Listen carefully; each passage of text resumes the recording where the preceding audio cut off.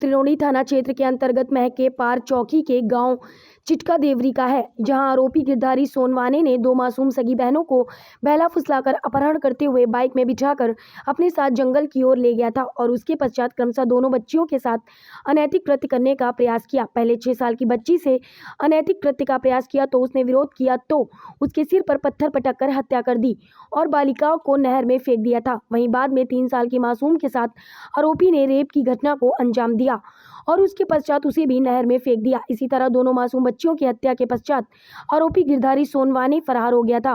Police ने मामले में आरोपी को गिरफ्तार कर इस पूरे घटनाक्रम का खुलासा किया था।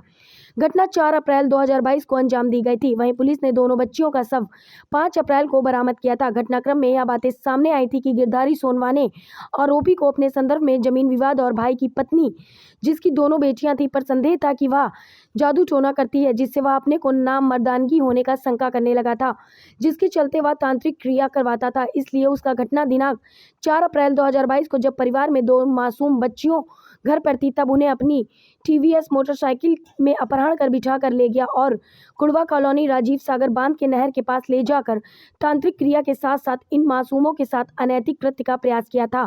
खास बात यह रही कि लोग अभियोजक इस दोहरे हत्याकांड के मामले में आरोप सिद्ध करने में सफल रहा, जिसके चलते पास्को एक्ट की न्यायालय माननीय कविता इनवाती वार्ड सिवनी ने आरोपी को मृत्युदंड की सजा से दंडित किया है। बालाघाट में पास्को एक्ट में मृत्युदंड की सजा का यह पहला मामला है। की चौकी जो है महके पार, उसका ग्राम है चिटका देवरी, वहाँ का है। आरोपी गिरधारी सोनवाने जो था, जो मृतिका 2 बच्ची हैं, उनका बड़ा पिता था और गिरधारी सोनवाने का उसके भाई के साथ ज़मीनी विवाद था और गिरधारी सोनवाने को ये भी शक था कि उसके भाई की पत्नी उससे कोई जादू टोना करती है और इसी शक के चलते उसने दोनों नाबालिग लड़कियों को अपहरण कर राजीव गांधी बांधव सागर जो बांध है उसकी एक नहर के पास ले गया और पहले उसने बड़ी लड़की के साथ बलात्कार करने की कोशिश किया। वो जब नहीं कर पाया तो उसने उसके सिर में पत्थर मार के उसे मार दिया। फिर उसके बाद उसने 3 साल की बच्ची के साथ बलात्कार किया। बलात्कार करने के बाद फिर उस लड़की को भी मार के उसने नहर में फेंक दिया। इस प्रकार आरोपी ने बहुत जघन्य अपराध किया था, जिसके लिए उसे माननीय न्यायालय द्वारा मृत्युदंड से दंडित किया गया है। सर, अमूमन ये पहला केस है मृत्युदंड का बालाघाट में और काफ़ी चुनौती रहती है ऐसे केस में सजा को लेकर, तो कितनी चुनौती देख रहे थे इस केस में? नहीं, चुनौतियाँ तो हमारे पास बहुत थी, क्योंकि प्रकरण पूरा परिस्थितिजन्य साक्ष्य के आधार पर था, चक्षुदर्शी साक्षी थे नहीं।